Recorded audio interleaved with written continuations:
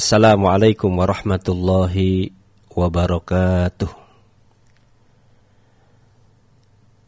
Alhamdulillahilladzi hadana li hadza wa ma kunna linahtadiya laula an hadanallah. Laqad ja'at rasulur rabbana bil haqq wa nudu an tilkumul jannah uristumuha bima kuntum ta'malun. Sahabat saudaraku, alhamdulillah, segala puji hanya milik Allah.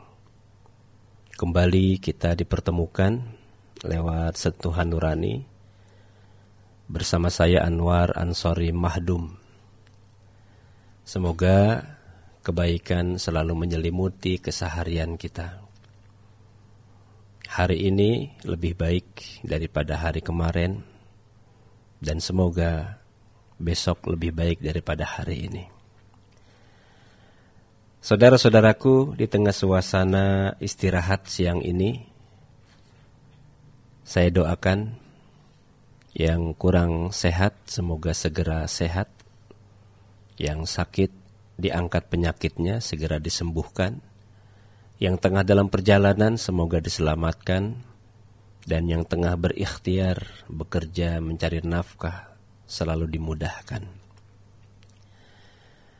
Saudara-saudara, dalam kehidupan sehari-hari kita membutuhkan orang lain. Kita membutuhkan teman. Kita membutuhkan tetangga.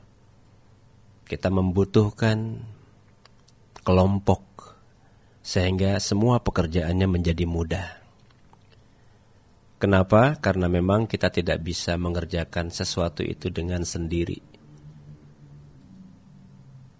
Sehebat-hebat kita, sepinter-pinter kita, sekuat-kuat kita, tetap kita membutuhkan orang lain untuk mengerjakan sesuatu yang sedang kita laksanakan. Lebih-lebih pekerjaan yang sangat berat, yaitu bagaimana kita membangun nilai-nilai kebersamaan dalam dakwah. Dan kita sudah memahami bahwa Islam mengajarkan kepada kita tentang bagaimana memiliki kesatuan hati, atau yang dikenal dengan istilah ta'liful qulub. Islam mengajarkan bagaimana kita membangun dan merekatkan tali ukhuwah sehingga semuanya bisa menjadi mudah. Karena dengan ukhuwah semuanya jadi mudah. Dengan ibadah hidup menjadi indah, dan dengan akidah hidup menjadi berkah. Dalam konteks ukhuwah, kita ini memang sudah sepakat bahwa manusia itu tidak ada yang sama. Allah menciptakan kita dengan kondisi yang berbeda-beda antara satu dengan yang lainnya. Dan sangat wajar ketika nanti dalam bergaul, dalam berinteraksi, banyak perbedaan. Ya, antara satu dengan yang lainnya tidak ada yang sama, baik sifat, karakter, atau tingkah laku.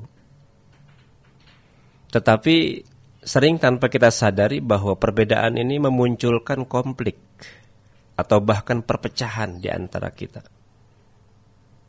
Dan inilah sebuah realitas yang memang tengah terjadi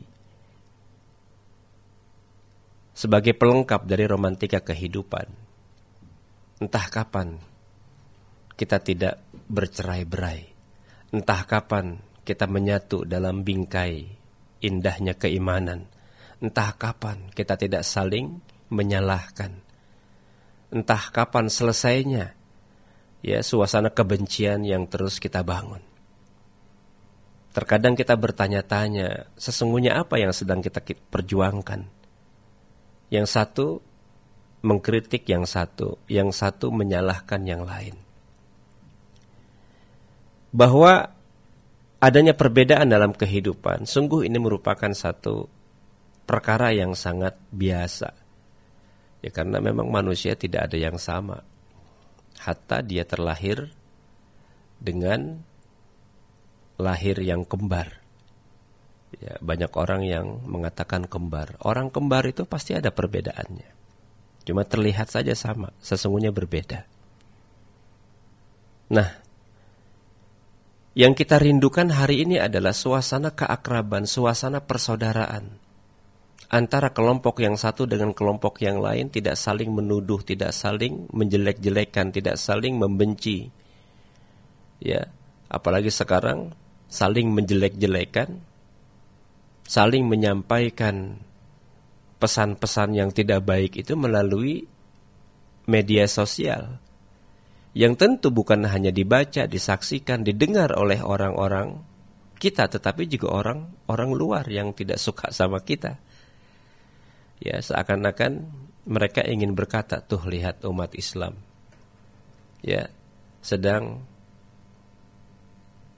berbeda pendapat. Tuh lihat umat Islam sedang saling menjatuhkan dan menjelek-jelekkan.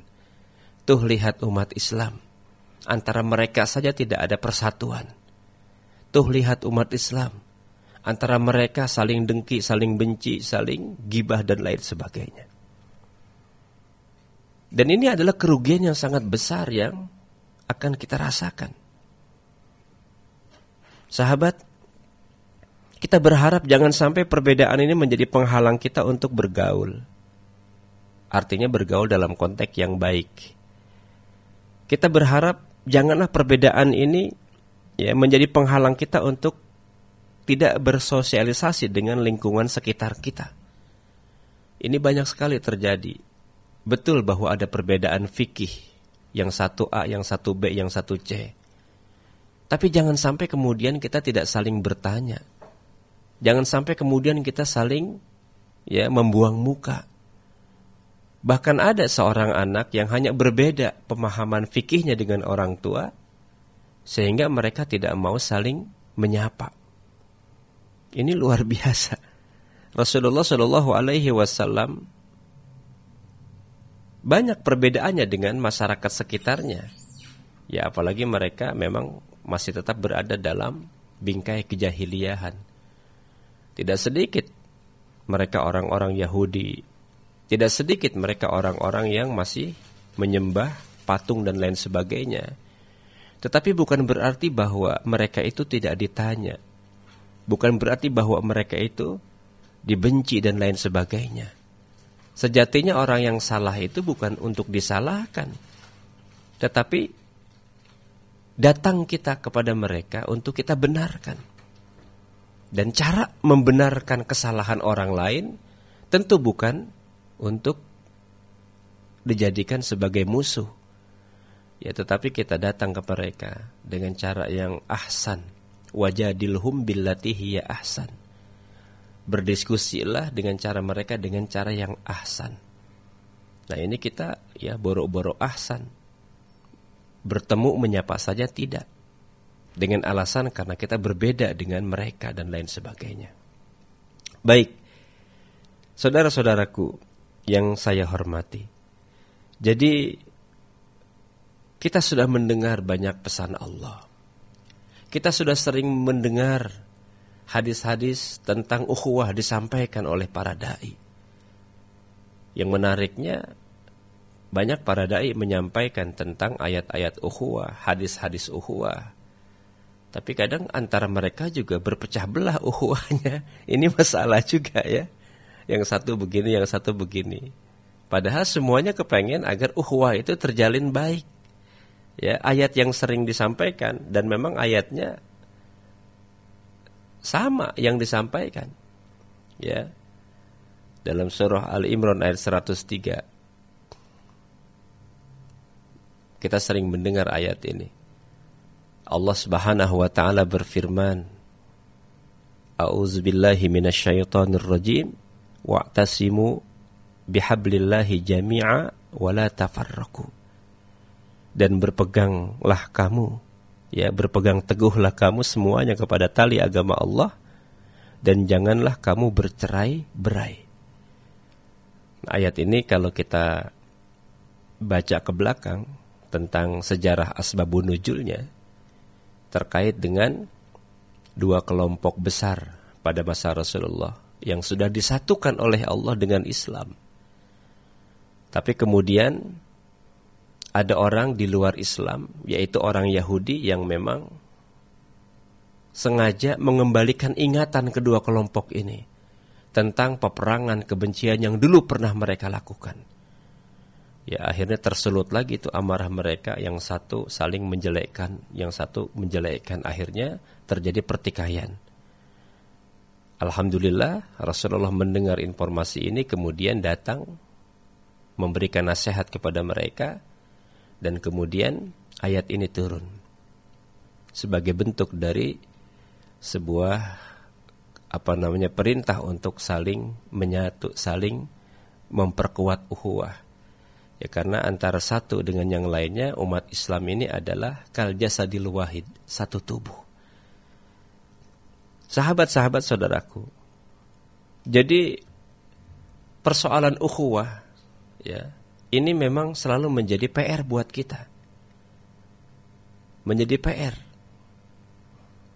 Apakah tidak ada kehendak, keinginan, niat kita untuk duduk bareng, membicarakan perkara-perkara keumatan ini tanpa harus saling menyalahkan? Ya. Kalau kita bicara ukhuwah, ini adalah salah satu perangkat yang menempati posisi yang paling tinggi. Ya, tidak ada satu perkara yang melampauinya. Kenapa? Karena ia merupakan batu bata bagi tegaknya bangunan perjuangan Islam. Kita tidak bisa membayangkan bahkan ada satu aktivitas untuk memperjuangkan Islam yang bisa dilakukan oleh seseorang, bisa memberikan hasil yang memuaskan, ya, tanpa adanya ukhuwah.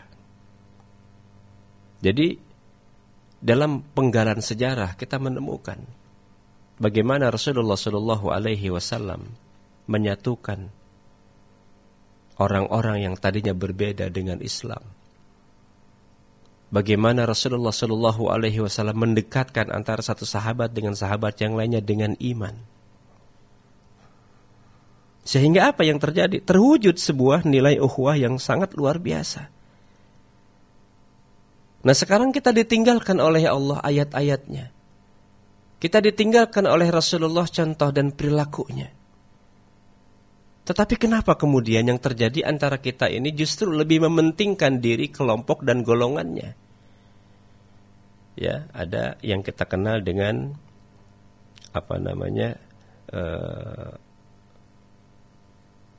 racun penyebab ukhuwah. Apa sih racun penyebab ukhuwah sehingga umat Islam kok sulit sekali untuk menyatu? Apa sih penyebabnya sehingga yang satu tidak mendukung yang lain tidak mendukung yang lain juga? Ya, dalam penggalan sejarah kita menemukan ada satu racun yang memang masih terus bersarang di hati umat Islam. Apa itu racunnya? Racunnya itu adalah bangga terhadap kelompok masing-masing. Ya, bangga terhadap kelompok masing-masing. Sehingga kita tidak melihat yang lain itu saudara kita. Nama lain dari kebanggaan terhadap kelompok masing-masing itu adalah fanatisme buta terhadap golongan. Atau yang dikenal dalam konteks kajian akidah itu adalah asobiyah. Jadi kesukuan. Ya. Kita lebih membela, lebih banyak menolong seseorang itu karena spirit kesukuan. Spirit asobiyah. Nah, apa itu asobiyah? Ini adalah kata yang mengandung arti saling menjaga dan melindungi. Tetapi yang dilindungi dan dijaga itu adalah kelompoknya saja, sementara kelompok yang lain tidak. Nah, ini fanatisme golongan. Dan sekarang begitu banyak kelompok, begitu banyak golongan, yang satu dengan yang lainnya ini tidak saling menyatu. Bahwa setiap kita memiliki nama golongan tersebut tidak ada masalah. Ya, ada kelompok ini namanya ini, kelompok ini namanya ini. Tetapi nama itu jangan kemudian membuat kita itu terikat sehingga kita tidak menghargai saudara kita yang lain. Ini kita bicara dalam konteks bingkai keumatan, tidak dalam konteks perbedaan antar agama. Ya, kalau sudah berbeda agama itu sudah beda lagi kajiannya. Sudah sangat jelas kita harus membentengi umat kita ini dari agama lain, dari pengaruh-pengaruh mereka. Ya termasuk juga pemikiran-pemikiran liberalisme, sekularisme yang sedang marak sekarang ini dijajakan oleh para penjajahnya. Kita bicara dalam konteks keumatan. Ya, asobiah, kesukuan. Padahal Islam itu tidak memberikan ajaran bahwa yang paling mulia ini suku A, ya, yang tidak mulia suku B. Dulu di zaman Rasulullah juga banyak suku-suku, tapi mereka disatukan. Suku Aus dengan suku Khazraj disatukan oleh Nabi. Mereka berperang, saling bunuh, saling benci, ya, saling berprasangka buruk. Itu hampir 120 tahun. Jadi diceritakan dalam sejarah bahwa permusuhan antara dua suku ini itu sampai 120 tahun. Rasulullah datang kepada mereka. Mereka mendapatkan hidayah. Akhirnya hati mereka menyatu dalam iman, dalam Islam. Tapi kemudian ada orang yang mengambil kesempatan untuk memanfaatkan momentum. Ya karena orang-orang Yahudi ini memang tidak suka melihat kebersamaan, melihat persatuan, melihat kekompakan. Melihat umat Islam bahagia, itu orang Yahudi enggak suka.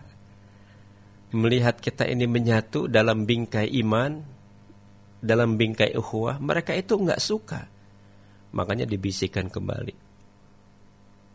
Sehingga terangkat kebencian masa lalu dan akhirnya kembali mereka bertikai. Alhamdulillah Allah datangkan Rasulullah sebagai pembela, sebagai pemersatu, sebagai pengikat. Ya, sampai-sampai Allah katakan dalam surah ayat 110-nya, 102-nya di surah Ali Imran. Dan ayat ini adalah ayat yang sangat populer. Allah Subhanahu wa taala berfirman, A'udzubillahi minasyaitonirrajim. Ya ayyuhalladzina amanu taqullaha haqqa tuqatih wa la tamutunna illa wa antum muslimun. Hai orang-orang yang beriman, bertakwalah kepada Allah dengan sebenar-benarnya takwa. Dan jangan sekali-kali kamu mati kecuali dalam keadaan Islam. Ini menandakan bahwa pertikaian yang menumbuhkan kebencian hingga saling berbunuh-bunuhan, ya pada akhirnya nanti mati bukan dalam keadaan Islam. Nah, saudara-saudaraku, jadi fanatisme golongan ini pada taraf yang paling ekstrim itu biasanya kita lebih mendahulukan sifat-sifat golongan kita dibandingkan dengan saudara kita. Padahal nanti kita akan temukan satu konsep dalam Islam tentang bagaimana kita mempererat ukhuwah, tentang bagaimana kita menyatukan kebersamaan, tentang bagaimana kemudian kita membangun kesadaran bahwa kita ini semuanya bersaudara. Innamal mu'minuna ikhwatun fa aslihu baina akhawaykum wattaqullaha la'allakum turhamun. Ya, ayat ini sudah sangat familiar. Lebih-lebih di lisan para dai, para ustad, ya. Kita ini bersaudara. Tidak ada perbedaan antara suku, tidak ada perbedaan antara warna. Tidak ada yang lebih baik kecuali Islam. Tapi kemudian ya setelah ngomong tidak mau menerima, tidak mau mengakui, malah menjelek-jelekkan yang lain. Nah, ini satu renungan saja buat kita sebetulnya. Ya, kenapa hari ini kita seperti ini? Kenapa kekuatan Islam belum nampak juga bahkan di tengah umat yang cukup signifikan jumlahnya? Sadar sih bahwa sesungguhnya kita ini umat Islam yang terbanyak di dunia. Ya, hampir 87% umat Islam di Indonesia, mayoritas. Tetapi kita juga mengakui bahwa kita hanya banyak jumlah saja. Secara kuantitas kita harus bangga. Tapi kalau melihat secara kualitas, kita harus pertanyakan. Karena banyak di antara kita yang memang tidak punya ghirah, tidak punya semangat untuk membela agamanya. Ada yang cuek-cuek saja, ada yang biasa-biasa saja, ada yang tidak peduli. Bahkan kalau kita ajak ya teman-teman yang lain, yuk kita dakwah, itu mah urusannya urusan ustad. Itu kewajiban para kiai. Lagi juga katanya kan sudah banyak dai, ngapain kita harus dakwah? Padahal secara pribadi kita punya kewajiban untuk tetap membela agama kita. Paling tidak, bela agama di dalam diri kita sendiri. Lebih luas, bela agama di dalam rumah tangga kita. Ya, kenapa? Ukhuwah. Sesungguhnya orang-orang mukmin adalah bersaudara. Nah, sahabat-sahabat,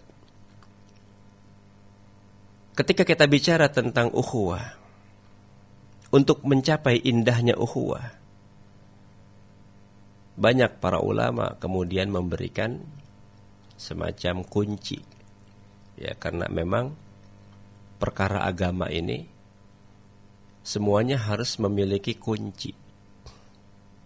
Ada kunci akidah, kunci tauhid, kunci fikih, ya, kunci ibadah, kunci muamalah, kunci ukhuwah. Kalau kita memahami konsep tauhid dengan kalimat la ilaha illallah, agar kalimat itu menjadi sebuah kekuatan dan menjadi pembela dunia dan akhirat, maka kita harus memiliki kuncinya. Dan itu pernah kita singgung di beberapa kajian sentuhan nurani yang lalu. Ya, kunci bagaimana membuka kandungan kalimat la ilaha illallah. Nah, sekarang kita akan mencoba untuk memahami tentang bagaimana kita membuka gerbang ukhuwah, sehingga nilai-nilai kehidupan antara kita itu semakin terasa indah. Apa kuncinya? Yang pertama yang ingin kita sampaikan, dan sejatinya sudah pasti kita dengar dari berbagai narasumber, adalah at-ta'aruf. Ya, at-ta'aruf. Kita sudah at-ta'aruf. Tak kenal maka ta'aruf. Ya, saling kenal mengenal. Nah, ini konsep Islam sebetulnya. Tetapi banyak orang yang berbicara tentang ta'aruf itu selalu dikaitkan dengan jodoh, dengan khitbah. Bahwa itu pun betul. Sebelum orang mengenal calon pendampingnya, wanita mengenal calon suaminya, suami mengenal calon istrinya, ya, satu keluarga mengenal keluarga yang lain, pasti diawali oleh konsep yang namanya at-ta'aruf, saling kenal mengenal.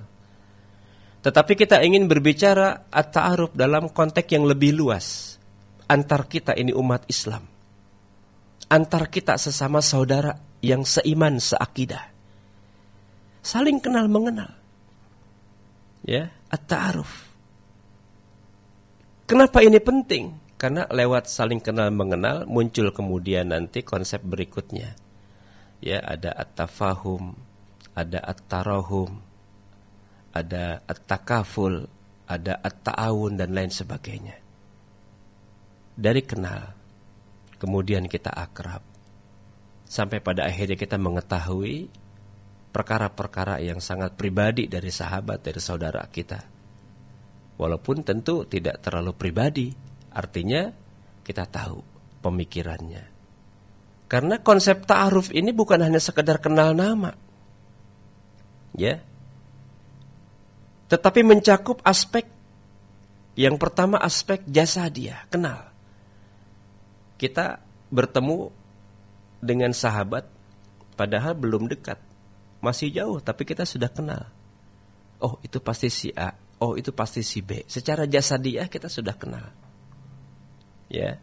Tetapi pengenalan secara jasadiah itu tidak cukup untuk lebih jauh mengenal tentang karakter seseorang. Maka yang kedua adalah secara nafsiyah. Kita mengenal kejiwaan sahabat kita. Dan ini lebih ditekankan. Untuk apa? Untuk memahami karakter sahabat, untuk memahami emosi sahabat, untuk memahami tingkah laku sahabat. Ya, sehingga kita lebih dekat lagi.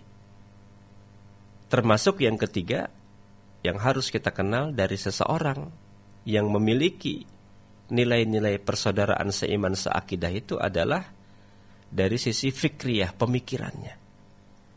Ya, kecenderungannya apa, visi hidupnya bagaimana, karakternya bagaimana, pandangan hidupnya itu apa. Nah, ini yang memang tidak pernah secara khusus kita lakukan, ya, dengan orang yang menjadi sahabat kita. Yang penting pokoknya kenal, yang penting pokoknya teman. Ya, padahal teman juga kan harus pilih-pilih. Teman yang baik itu bukan orang yang selalu mendengar apa kata kita. Tapi teman yang baik adalah orang yang kata-katanya mampu merubah kita jadi orang baik. Nah, ini konsep ta'aruf yang pertama penting, sahabat. Kenapa? Karena satu dengan yang lainnya, betapapun kita berbeda-beda, ya, tetapi kita satu yang menciptakannya, yaitu Allah Subhanahu wa Ta'ala. Dalam konteks ta'aruf ini tentu kita lebih ingin menekankan pada konsep yang lebih dekat, bukan hanya sekadar jasadiahnya, tetapi juga nafsiyahnya dan juga fikriyahnya. Jasadiah, kita mengenal seseorang, mungkin dia orangnya kurus, gemuk, ya, rambutnya ikal, itu jasadiahnya. Tapi juga kita harus tahu pemikirannya. Kita harus paham juga tentang sisi kejiwaannya. Dia punya kecenderungan kemana, terutama dalam konteks mengembangkan dakwah dan beribadah kepada Allah Subhanahu wa Ta'ala. Nah, sahabat-sahabat saudaraku yang dimuliakan Allah, ketika bicara tentang ta'aruf, Allah juga sudah menyinggungnya ternyata. Surah Al-Hujurat 49 ayat 13. Allah sudah berbicara ini. Tetapi di akhir kalimat itu kemudian Allah menekankan tentang sebuah kemuliaan yang lebih mulia. Apa itu? Ketakwaan. Dalam ayat ini Allah berfirman, A'udzubillahi minasyaitonirrajim, ya ayuhan nas, inna khalaqnakum min dzakari wa untha wa ja'alnakum su'uban wa qabaila lita'arafu. Inna akramakum 'indallahi atqakum. Ya, hai manusia, sesungguhnya kami menciptakan kamu dari seorang laki-laki dan seorang perempuan. Yang dimaksud laki-laki itu adalah Nabiullah Adam alaihi salam, dan seorang perempuan itu adalah ibunda Hawa. Kemudian apa kata Allah? Dan menjadikan kamu berbangsa-bangsa, ya, bersuku-suku. Supaya apa? Lita'arafu, supaya kamu saling kenal mengenal. Dan Allah tegaskan agar kita tidak terlalu bangga dengan kesukuan kita. Maka Allah katakan, inna akramakum indallahi atqakum. Sesungguhnya yang paling mulia di antara kamu di sisi Allah ialah orang yang paling takwa. Maknanya apa? Maknanya seakan Allah ingin mengatakan bahwa yang paling mulia di antara kamu itu bukan yang putih, bukan yang hitam, bukan yang tinggi, bukan yang pendek, bukan yang tampan, bukan yang cantik, ya. Tapi yang paling mulia, yang paling takwa. Jadi orang hitam pun kalau bertakwa kepada Allah, dia jauh lebih baik daripada yang putih. Ya. Yang pendek, jika dia bertakwa kepada Allah, jauh lebih baik daripada yang tinggi. Yang miskin, yang papa, dia bertakwa kepada Allah, jauh lebih sempurna imannya dan lebih baik daripada yang kaya. Jadi kekayaan itu tidak dinilai oleh Allah. Posisi duniawi kita tidak dinilai. Ya, seberapa banyak mobil kita, seberapa banyak perusahaan kita, seberapa tinggi jabatan kita, seberapa banyak gelar-gelar yang berderet di depan nama kita. Tidak ada jaminan. Tetapi kalau takwa itu sudah dijamin oleh Allah Subhanahu wa Ta'ala. Jadi yang bisa menjamin kehidupan menjadi lebih baik itu adalah ketakwaan. Ya, wa may yattaqillaha yaj'al lahu makhraja wa yarzuqhu min haitsu la yahtasib. Jadi takwa itu menjamin seseorang untuk hidup menjadi lebih baik. Tetapi gelar-gelar keduniaan, gelar-gelar kebangsawanan, memang secara duniawi mungkin nampak kemuliaannya, tetapi secara ukhrawi belum tentu. Yang diharapkan dunia mulia, akhirat mulia. Nah, ini yang sedang kita cari dalam hidup ini.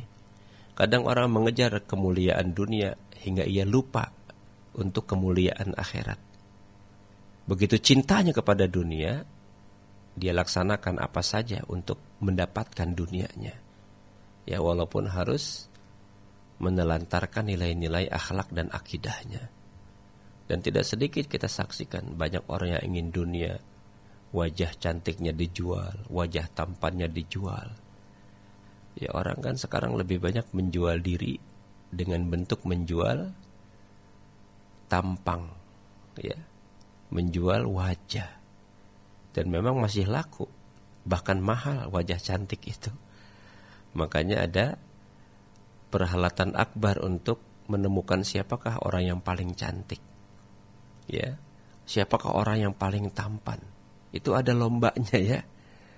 Tapi kalau misalnya perlombaan orang takwa itu tidak ada, sebab memang mengukurnya susah. Ya, mengukurnya susah. Hanya Allah yang Maha tahu siapa yang takwa, siapa yang tidak. Tapi kita ingin mengatakan bahwa nilai kehidupan seseorang bukan dari kecantikan, ketampanan, kegagahan, jabatan, kekuasaan. Yang Allah lihat dari seseorang adalah hati dan perbuatannya. Mudah-mudahan kita termasuk orang yang punya kemampuan untuk terus membersihkan hati kita dari segala macam kotoran-kotoran dosa dan kemaksiatan. Memang tidak mudah membersihkan hati, lebih-lebih pada saat dominasi hati, ya, diisi dengan sifat-sifat duniawi. Baik, itu yang pertama, at-ta'aruf, saling kenal mengenal. Jadi kalau kita punya teman, sahabat yang sudah kita pahami dan kita yakini bahwa dia adalah muslim, kenalan.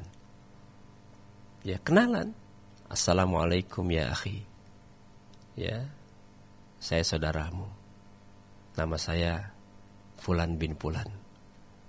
Alhamdulillah kita punya tambahan saudara hari ini. Baik. Yang kedua, ya, kunci untuk membangun kualitas ukhuwah yang lebih baik setelah kita kenal secara jasadiyah, secara fikriyah, secara nafsiyah, maka dianjurkan untuk kita memperkuat saling kenal itu dengan at-tafahum. Kita saling paham. Ketika kita mengenal kejiwaannya, kita paham, oh iya. Karena beda-beda setiap orang temperamennya, sikap tingkah lakunya, karakternya. Nah, ini harus paham. Perbedaan karakter itu tidak ada masalah. Ya, tidak ada masalah. Yang penting kita saling memahami. Secara jasadiah kita sudah kenal, secara nafsiyah kita sudah kenal. Maka menapak ke jenjang berikutnya adalah tahapan untuk saling memahami. Ya, bukan sekedar nama yang kita kenal, bukan sekedar alamatnya, di mana, fisiknya bagaimana, pemikirannya. Tetapi kita harus memahami segala kekurangan dan kelebihannya. Nah, ini penting. Ya, setiap orang kan tidak sempurna, pasti ada lebih dan kurangnya. Ketika lebihnya ada, maka kita jadikan sebagai pelajaran. Ketika kurangnya ada, maka kita harus memahaminya. Sehingga apa? Kita bisa tahu apa yang disukai. Kita bisa paham mana yang tidak disukai. Sehingga pada akhirnya kita bisa menempatkan diri apabila kita berbicara, berjalan, berkumpul bersama orang-orang tersebut. Ya, kita maklumi kekurangannya. Kita tutup aibnya. Ya. Kita perbaiki perkara-perkara yang tidak baik darinya. Kita hormati segala kelebihan yang dimilikinya. Jadi ini penting sehingga kita bisa mengambil manfaat dari persahabatan yang kita bangun dengan orang yang kita pahami. Nah, sahabat-sahabat, Ketika kita memahami bahwa si A ini begini, pemikirannya begini, ya, kita paham betul. Dia ini tidak suka dengan hal-hal yang seperti ini. Nah, kita menjadi mengerti sehingga kita bisa ngerem. Timbul kemudian perasaan berbaik sangka. Ya, tidak ada iri, tidak ada dengki, tidak ada hasad, tidak ada prasangka buruk. Ya, yang ada kita saling menghargai satu dengan yang lainnya. Nah, ini namanya tafahum. Kunci ukhuwah. Sebab tanpa tafahum ini, maka ukhuwah tidak akan mungkin terjalin dengan baik. Karena tafahum inilah, ya, yang akan merubah dari perbedaan, keberagaman menjadi sebuah persatuan yang berbalut dengan keindahan. Oh, subhanallah, kita jadi paham. Kalau misalnya dia tidak suka dengan sesuatu, maka jangan kita tampakkan sesuatu yang tidak kita sukainya. Kalau dia tidak suka kita berbicara sesuatu, maka kita coba untuk mengerem pembicaraan kita. Ya, ini namanya saling paham. Saling mengerti. Karena kita punya kelemahan dan punya kekuatan masing-masing. Allahu Akbar. Kemudian apa lagi? Setelah kita saling mengenal, kemudian kita saling mengerti, ya, saling memahami. Memang konsep at-tafahum ini juga tidak berhenti pada kesadaran kita untuk memahami karakter-karakternya saja, ya. Tetapi juga harus dibangun dengan nilai-nilai yang lain. Dengan cara apa kita membangun konsep at-tafahum ini agar lebih sempurna? Nah, itu tadi. Ya, kita mengerti, kita memahami. Ketika paham dan mengerti, maka ada kesatuan hati antara kita dengan dia. Yang istilahnya itu tadi kita sebut dengan konsep ta'liful qulub. Adanya penyatuan hati. Dan ini merupakan asas awal yang mesti ada, ya, dalam pembentukan ukhuwah. Karena apa? Karena kolbu kita ini merupakan sumber setiap gerakan. Dan sikap seseorang dalam menilai, dalam memilih, ya, dalam mencintai dan dalam membenci seseorang. Ta'liful qulub. Ketika kita bangun kesatuan hati kita dengan seseorang dalam konsep kebenaran, dalam konsep dakwah, dalam konsep ibadah, maka akan menjadi mudah kita laksanakan. Ya, subhanallah. Nah, kemudian apa? Yang tidak kalah pentingnya adalah ta'liful amal, penyatuan kerja, aktivitas. Setiap kita individu-individu telah terhimpun di atas tujuan dan pemikiran yang sama, maka tidak boleh hanya terdiam. Tapi kita harus bersama-sama bekerja, bersama-sama berpikir, bersama-sama bertujuan. Ini konsep sudah pernah dijalankan oleh Rasulullah SAW dengan para sahabatnya. Nah, kita sekarang kan kepengen maju sendiri. Ya, kalau sudah maju lupa sama yang membantu memajukannya. Ya, entah kebanyakan seperti itu. Orang yang memajukannya, orang yang membesarkannya, ketika dia besar lupa kepada yang membesarkannya. Bahkan banyak orang yang lupa, ya, kepada orang yang dulu pernah mendukung secara finansial. Ya.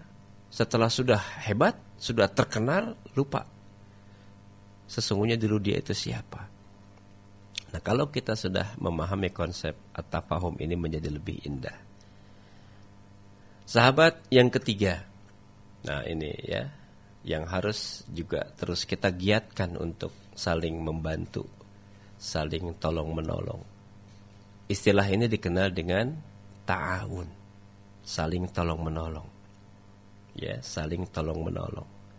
Dan kita sudah paham betapa indahnya kalau kita saling tolong menolong, terutama dalam kebaikan. Wa ta'awanu 'alal birri wat taqwa.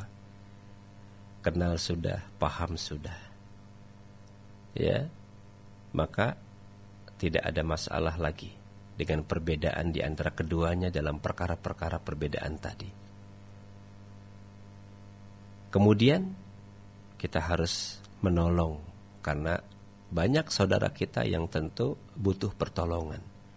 Ketika kita sudah memahami konsep dirinya, kenal dengan sikap tingkah laku dan karakternya, tapi kehidupan tidaklah sama antara satu dengan yang lainnya, maka dibutuhkan konsep yang berikutnya untuk tetap terjaga ukhuwah, yaitu at-ta'awun, saling tolong menolong.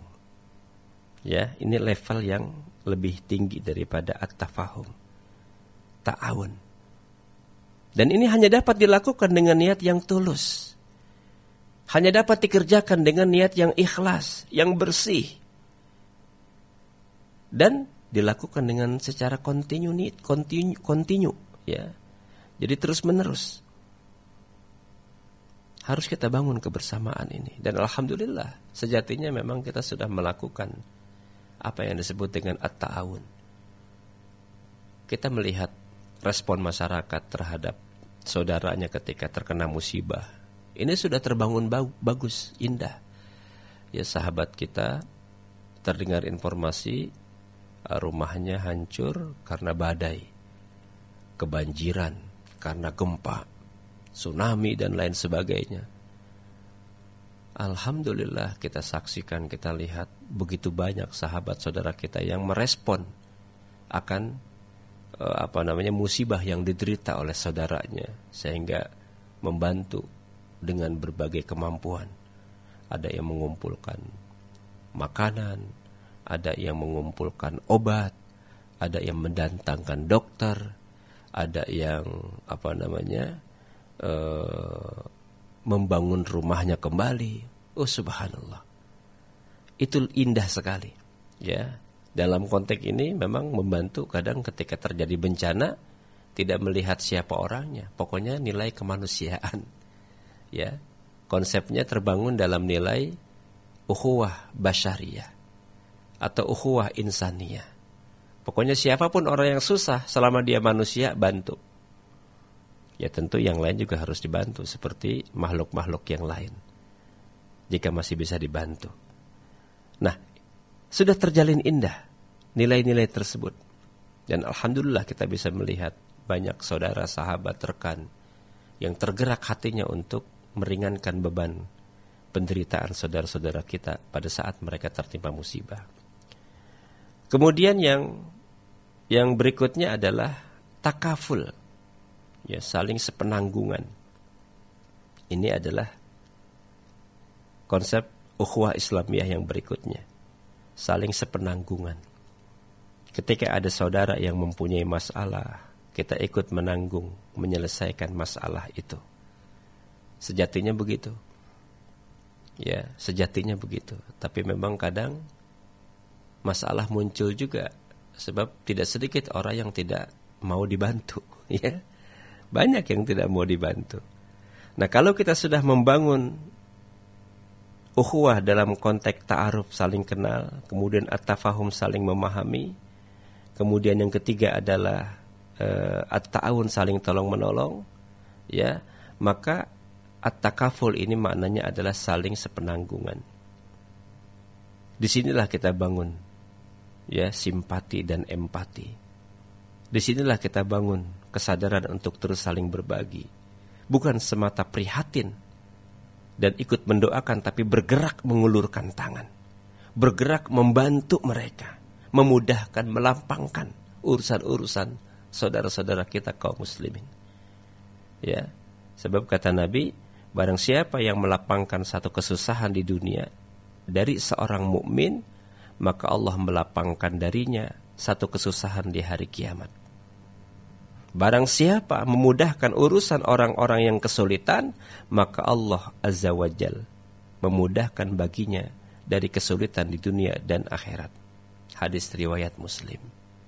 Allahu Akbar. Sahabat, ini adalah satu gambaran tentang bagaimana antar kita sesama muslim saling memiliki sepenanggungan pada saat saudara kita yang lain mengalami kesulitan. Ya, tapi tentu proporsional juga.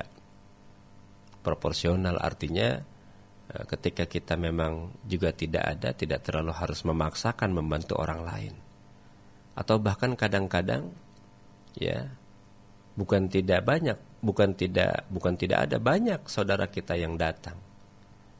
Ya kita bantu sesuai dengan keadaan. Kalau misalnya tidak ada, ya tidak usah kita bantu. Ya, proporsional saja. Mudah-mudahan ini menjadi satu pemicu bagi kita untuk tetap menjadi lebih baik, karena kita telah melakukan perbuatan yang baik. Nah, yang kelima nih. Yang kelima ini subhanallah, tingkatan yang sangat besar, karena ternyata konsep ini merupakan tingkatan tertinggi dalam ukhuwah. Andaikan kita bisa melakukan ini, subhanallah, luar biasa. Ya, apa itu? Isar. Apa itu isar? Maknanya mendahulukan kepentingan orang lain daripada kepentingan diri sendiri. Oh, subhanallah, ini perkara yang tidak mudah. Ya, sulit sekali. Kalau kita sudah melaksanakan 4T saja sudah cukup sebetulnya tadi. Cuma dengan isar ini semakin sempurna konsep ukhuwah yang kita bangun. Maka insya Allah ya kita bangun sikap isar ini, mendahulukan kepentingan orang lain daripada kepentingan diri sendiri. Nah, ini terkait dengan kemampuan kita memberikan sesuatu kepada orang lain. Ya, sahabat-sahabat, saudaraku, terakhir ini contoh dari sikap isar. Dulu di zaman para sahabat ketika mereka tengah melaksanakan satu pertempuran, ya. Kemudian ada seorang sahabat kehausan. Sementara dia hanya memiliki sedikit minum. Ya, jatah minumnya sedikit. Ketika dia hendak minum, terdengar di kanan kirinya itu banyak yang merintih juga kehausan. Akhirnya karena dia merasa bahwa sahabatnya yang lain mungkin lebih membutuhkan daripada dia, maka dia berikan minum itu kepada sahabat yang ada di sampingnya. Ya. Nah, ketika sahabat yang diberikan itu hendak minum juga, maka dia pun mendengar rintihan yang lain dari sahabat yang lain. Haus. Akhirnya dia pun urung meminum orang kedua ini, maka diberikan kepada orang yang ketiga. Begitulah seterusnya sampai air itu kemudian kembali kepada orang pertama. Ya, sampai pada akhirnya apa yang terjadi ketika air tersebut kembali kepada pemilik yang pertama tadi, orang tersebut syahid, meninggal. Karena semuanya kehausan, air yang ada sedikit tidak banyak tidak diminum, karena merasa yang lain butuh, yang lain lebih butuh, kembali ke orang pertama, akhirnya air tersebut tidak jadi diminum, meninggallah semuanya. Satu gambaran tentang isar, di mana setiap orang yang beriman kepada Allah sejatinya harus lebih mendahulukan orang lain daripada diri sendiri. Tapi lagi-lagi ini perkara yang tidak mudah, butuh kelapangan jiwa untuk memiliki sikap ini. Subhanallah. Baik sahabat saudaraku, mudah-mudahan bermanfaat, dan insya Allah kita akan bertemu di kesempatan yang lain. Sebelum saya akhiri, saya selalu ingin menyampaikan ungkapan terima kasih ya kepada Bapak Ibu yang tengah dan telah membantu kami, membantu saya dan teman-teman dari LDC Al-Isra. Sebab kalau saya sampaikan terima kasih satu-satu, ini kelamaan. Jadi momentum siaran ini saya sampaikan. Semoga harta yang sudah didonasikan untuk kepentingan dakwah yang kami lakukan menjadi catatan kebaikan yang kelak akan meringankan beban dosa dan kesalahan kita di akhirat. Ya. Jadi Bapak Ibu yang sudah membantu untuk gerakan dakwah di pesisir terutama, ya, program-programnya yang sudah kita sampaikan, ada program sarana wakaf ibadah dan juga program-program yang lain. Insya Allah bermanfaat dan terima kasih. Mudah-mudahan kita menjadi saudara, sahabat yang mampu membangun ukhuwah lebih erat lagi. Saya Anwar Ansari Mahdum undur diri. Subhanaka Allahumma wa bihamdik, asyhadu an la ilaha illa anta astaghfiruka wa atubu ilaik. Assalamualaikum warahmatullahi wabarakatuh.